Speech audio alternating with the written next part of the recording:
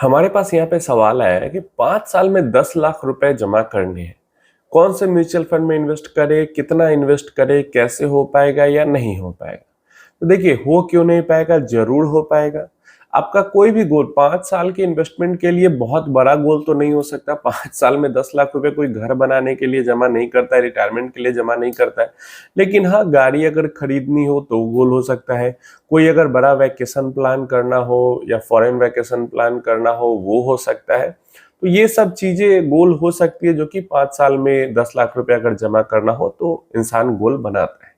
और ऐसे में कई सारी फंड्स की कैटेगरी है जो 5 साल में ठीक ठाक सा रिटर्न दे सकती है और ज्यादा वॉलिटिलिटी भी नहीं होगी और पॉजिटिव में रिटर्न अच्छा रहने के चांसेस होते हैं। तो सबसे पहले कैटेगरी की बात कर लेते हैं, उसके बाद बात करेंगे कितना इन्वेस्ट करना होगा, कैसे इन्वेस्ट करना होगा।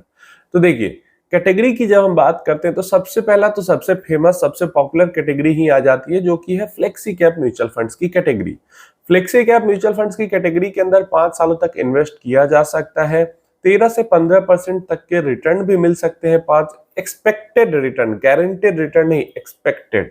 हमेशा जो म्यूचुअल फंड इन्वेस्टमेंट है वो market subject to market risk रहता है, लेकिन एक्सपेक्टेशन जो पास्ट डेटा हमें बताता है वो 13 से 15% तक का रिटर्न, एवरेज रिटर्न मिल सकता है अगर हम 5 साल तक कंटिन्यूअसली एसआईपी करते रहें तो, XIRR टर्म्स में।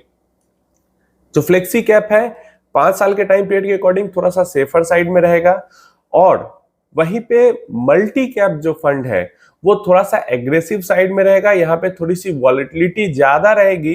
रिटर्न हो सकता है 1-2% ज्यादा बने, लेकिन वॉलिटिलिटी भी ज्यादा होगी। तो 5 साल के लिए अगर इन्वेस्टमेंट करना है, अगर आप थोड़ा सेफर साइड में, कम वॉलिटिलिटी साइड में रह के इन्वेस्टमेंट करना चाहते हैं तो फ्लेक्सी कैप फंड बढ़िया हो जाता है। और थोड़ा सा एग्रेसिव साइड में रह के इन्वेस्टमेंट करना चाहते हैं, हाई वॉलिटिलिटी 1-2% ज्यादा रिटर्न चाहते हैं, तो मल्टी कैप हो सकता है। ये दो में से चुनना आपको अपने अकॉर्डिंग होगा। ठीक है, पहले दो कैटेगरी मैंने क्लियर कर दी। इसके बाद हमारे पास कैटेगरी आता है जो बहुत सारे फंड हाउसेस ने रिसेंटली लॉन्च किया है, Nifty 200 momentum 30 fund. Nifty 200 momentum 30 fund के अंदर में लार्ज कैप पूरा हो जाता है और थोड़ा बहुत मिड कैप का भी एक्सपोजर आ जाता है। टॉप 100 वाले mid cap, top 100 large cap, top 100 mid cap मिलाकर 200 स्टॉक्स का इंडेक्स हो जाता है। उसके अंदर से 30 सबसे ज्यादा मोमेंटम वाले अच्छे स्टॉक्स जो हैं उनको चुन के इस इंडेक्स के अंदर रखा जाता है। तो ऐसे में जो 5 साल का टाइम पीरियड है उसके लिए लार्ज कैप के अंदर एक्सपोजर इसके अंदर ज्यादा रहेगा, लेकिन फिर भी मोमेंटम स्ट्रेटजी होने के कारण अच्छे रिटर्न्स बनने के चांसेस यहाँ पे होते हैं। अगेन, जो रिटर्न एक्सपेक्टेशन यहाँ पे होगी वो उतनी ही होगी, 13% से लेके 15% तक यहाँ पे रिटर्न बन सकते हैं। तो फर्स्ट फ्लेक्सी कैप हो जाता है, और थोड़ा एग्रेसिव में जाना चाहते हो तो मल्टी कैप हो जाता है। सेकेंड हमारे पास 200 मोमेंटम 30 इंडेक्स फंड हो जाता है, और किसी भी एएमसी का ले सकते हो, कोई दिक्कत नहीं है। जब हम इंडेक्स फंड चूज करते हैं तो हमें बस इतना देखना है कि कौन सी एएमसी सबसे कम एक्सपेंस रेशियो ले रही है, बात खत्म हो जाता है। इसके बाद हमारे पास चॉइस आ जाती है, वो आ जाती है large and mid cap fund की। इस दोनों को आप एक ही कैटेगरी में रख सकते हो, क्योंकि जो 200 मोमेंटम 30 है वो भी एक तरीके से large and mid cap category ही है, और large and mid cap fund की अपनी कैटेगरी भी होती है। तो 200 मोमेंटम 30 में टॉप 200 स्टॉक्स होते हैं, और large and mid cap category में 250 स्टॉक्स में से 35% लार्ज कैप के अंदर, 35% स्मॉल कैप के अंदर इन्वेस्टमेंट जाती है। तो ऐसे में लार्ज एंड मिड कैप की कैटेगरी भी अच्छी कैटेगरी हो जाती है अगर 5 साल के लिए हमें इन्वेस्टमेंट करना हो तो।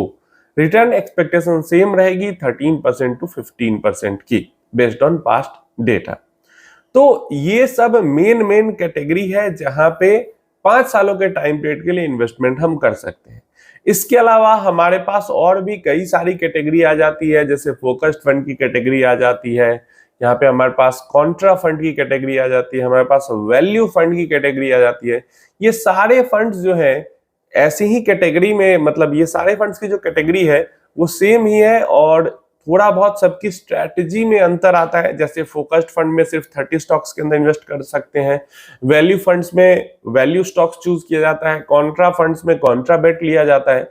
लेकिन ये जो सब फंड की कैटेगरी है वो 5 साल का टाइम पीरियड जो है उसके लिए सब सूटेबल है, क्योंकि वैल्यू फंड भी है लार्ज कैप बेस्ड होता है, कॉन्ट्रा फंड भी लार्ज कैप बेस्ड होता है, फोकस्ड फंड भी लार्ज कैप बेस्ड होता है, फ्लेक्सी कैप तो होता ही लार्ज कैप बेस्ड। तो ये सब जो फंड्स की कैटेगरी है, इसके अंदर फंड मैनेजर को छूट दी जाती है। सबकी अलग अलग स्ट्रेटजी है, लेकिन सबके अंदर फंड मैनेजर को छूट दी जाती है, इसलिए फंड मैनेजर सबके अंदर लार्ज कैप की तरफ ज्यादा झुकाव रखते हैं और इस कारण से फंड कम वॉलेटाइल होता है, रिटर्न्स भी 13 से 15% के आसपास बन जाते हैं।